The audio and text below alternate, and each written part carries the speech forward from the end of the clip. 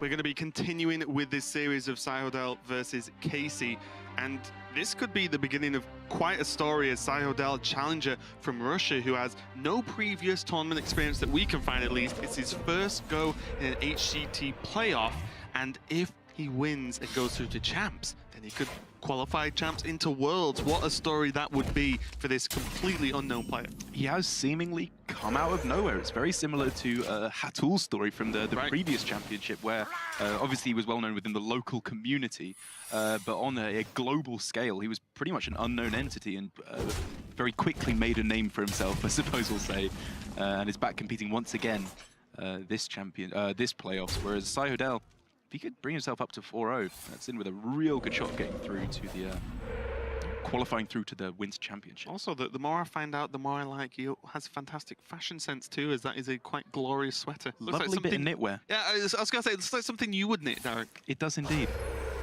So it's going to be the even Shaman versus the Hunter, and already Psyhodel off to a pretty quick start. There is the Rexar that you do need to keep an eye on, as it does help alleviate some of the pressure that, say, this kind of start has with the Murloc pressure early on. But sometimes it just isn't enough either, because then your 2 mana spent on building a beast is very slow compared to how fast even Shaman can get work done. Yeah, I just really do not like this matchup as the Hunter at all. I just find that so quickly you lose board control. Like, you have to get off to such an explosive start, preferably going first, of course, and then just going Diamol, Razormaw, Flanking Strike, all those good, really high tempo cards. Whereas here for Casey, even though he's had a lot of that go right for him, he had the obviously the Mole, as well as the bow as well, the candle shot, sorry. It's still just not even really close to being enough. He's instantly fallen massively behind.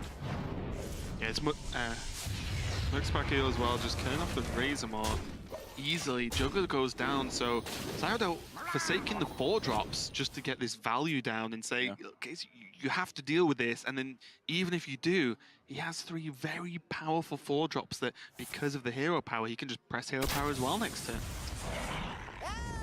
Look at this now, the pressure having to go onto the Knife Juggler with that Flanking Strike. And Psyhodel's like, okay, as long as this is an explosive trap that I have to consider, like most other things, I could just deal with or ignore. Just ignore, exactly. As long as he doesn't attack any minions here, he can just quite happily keep on pushing all the damage to face, force Casey to make the trades, because while his board may not be that high damage at the moment, as soon as that Corpse Taker comes down, this is going to turn up the heat massively. So I think, with no traps seen so far, I think putting the 1-1 to face is just correct every time. Because if it's explosive trap, okay, the 1-1 could have traded into another 1-1.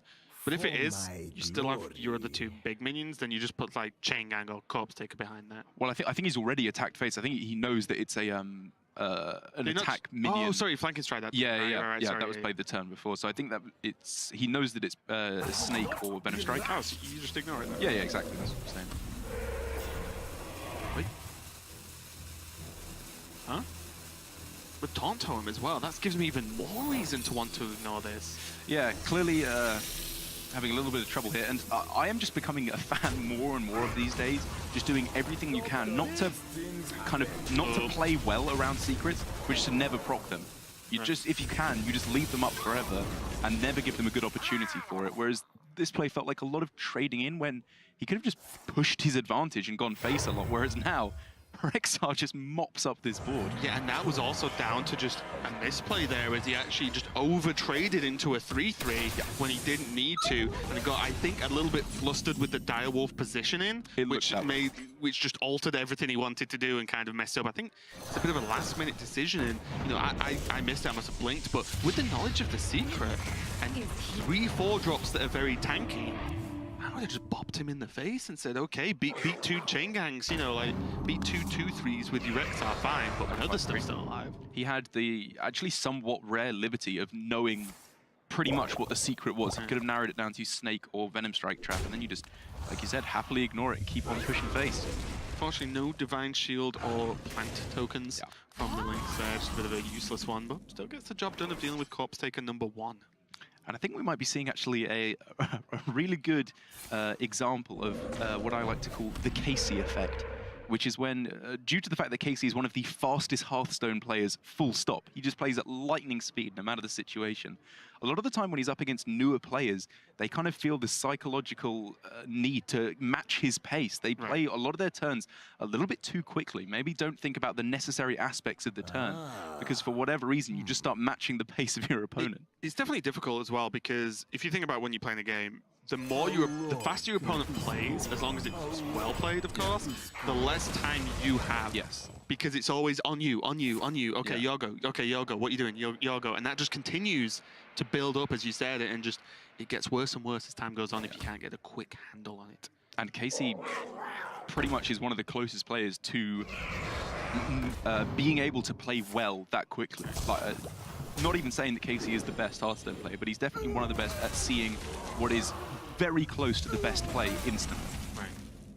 Now that's a much better Razormaw, being able to clean up this chain gang. Lich King, drop down, never a bad play on curve. Yeah, very. This Razormaw just being alive is a little bit frustrating, and this lifesteal, along with the Rexar armor, means that so much damage that could have been gained early on, or even the damage that was done early on, is pretty much just negated at this point. It's like they've just reset the game. You have Lich King, I'll have Rexar, let's go.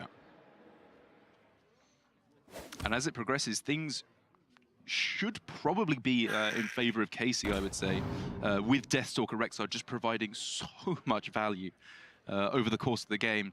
But obviously, Psyhodel, it's not only value that he has in his deck, it's a tremendous amount of pressure, actually. If he can find cards like Sea Giant, Alakir, a lot of these cards do a very, very high amount of damage. And now the next hurdle for Psyhodel is he had a misstep earlier with a card that you have to think about the board on, with the Direwolf. Yes. Now you have to think about Sea Giant as well, because I've messed it up. You know, everyone does it. Yeah, everyone does it. So you have to just think exactly what you want to do, exactly how much that mana cost changes as you play, and just make sure it's down as you want it, and not rush. Absolutely. Slowing down a little bit. I like it. Nice trade there, because the 4/8's almost certainly going into the Lich King. Oh, you presume that as Psyhodel, so then you just take the value trade on the Lich King, get one more card and say, okay. And it's so crazy how this one high-tempo turn, a very powerful turn from Psyhodel, has put Casey into a situation where he was a little bit far behind to the situation where Hunter is worst in, where it's a big board of minions, like lots of big minions from your opponent, to which the only answer is a poisonous Bloatbat, as we see time and time again. Either that or slowly whittling away the board through lifesteals and rush cards off of the Builder Beast hero power. Yeah, and even in this list, which is becoming more and more common now, just a single Hunter's Mark. And often that's one, difficult to hit minions like that are big and don't have taunt, as you can see on Sea Giant. And also just viewing with one, like that's one thing dead. Well, he already runs 2 Sea Giants, so that's already too many. Damage here for Psyhodel is going to start getting pretty nutty with Frostmourne, as that creates another immediate big board in 3 turns all at once. Wait, he can set up a Tundra Rhino Hyena turn. Not sure how powerful it's going to be, but he can do it, and he's going for it. I love it. That's sick. If he can munch up 3 beasts with the Frostmourne. Yeah.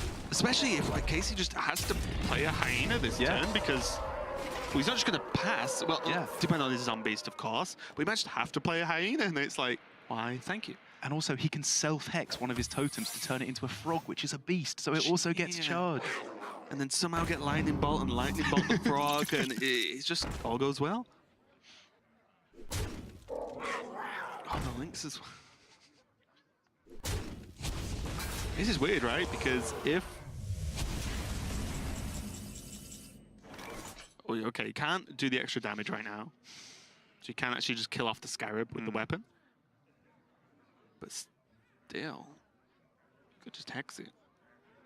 Yeah, it's a weird term for Psyhodel, because you obviously don't want to chop a frog with the Frostmourne. You would much more.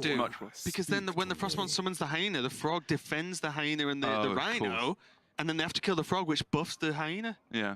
Perfect. The classic love story between frog and hyena. Okay, so... Thanks, production.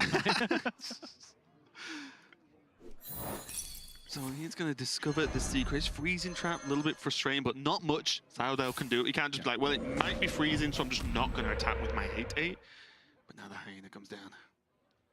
Just taking his time to go, right, this giant does go to 7 mana, right? If I play this, it's still playable. I will not be rushed.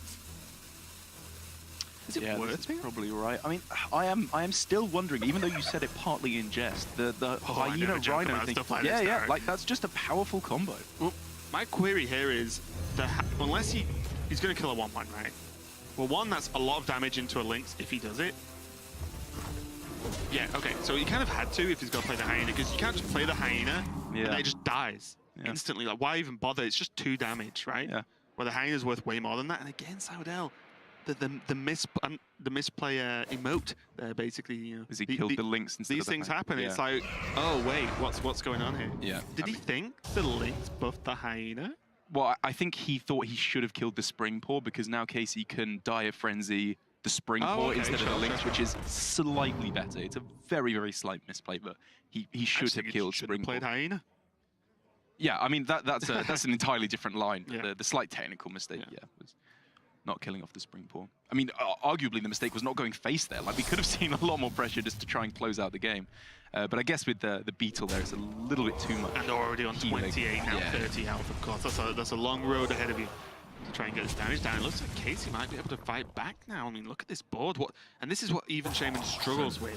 Even Shaman cannot come back onto a board without doing silly things, right? You know, like Haggard, for example. That is a silly thing though in this Frostmourne when he kills off one of these minions. Oh, I suppose it doesn't really matter which, but you go for the Beetle just as the slightly higher statted one. Yeah, none have rush, right? They have charge because the Rhino in there as well. So you push them all face. You go Fire Elemental on this board.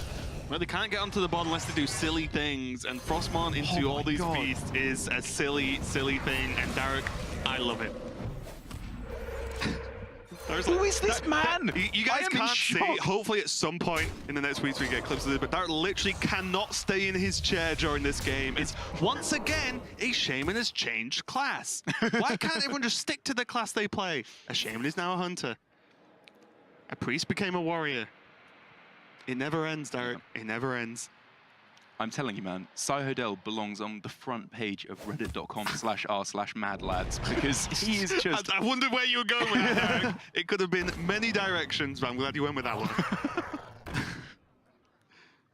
So, okay, I'll be honest. I've lost track, but what does Zul'jin even do at this point? I mean, the general rule is it plays a bunch of secrets, maybe it kills off something, and he'll get a bunch of wolves. Like, it won't win him the game on the spot. Is he one off? Well, I'm just wondering, yeah, I was looking at Zul'jin, but he might just have lethal right now. Yeah, he's 22, I think. Oh, okay. And with no Hyena, there's no way he can, like, trade to gain more damage. Yes, I concur. Okay, good. Wait. No, wait. Oh, no, wait, could he get two hex? No, wait. He can get 2 attacks, right? He hexes his own minion next to the flame tongue. Because it's a fresh minion. It can attack phase. What? Wait, okay, Psyhodel. Become a god. Become legendary, please. Oh my god! That is so sick! What a game! We do not disappoint here at playoffs as Psyhodel, a challenger coming out of nowhere, has maybe the best lethal I have ever seen in Hearthstone. I'm going to throw that out there right now. That was amazing. That was so sick. This man he's ushering in a new age of Hearthstone. Yeah. Everyone go home. He should just qualify straight through to championship. Done. And only him. It's all we need. Yeah. It's all Europe even need right now. We're going to go home and it's just going to be he's the only streamer on Twitch because everyone else is cancelled. They can't even compete. That's just it. I'll show you how to beat your opponent up with their own cards and then finish them with a Hex, with a Flame Tongue Totem. I don't even know what the game is anymore. Very But I love spicy it. meme.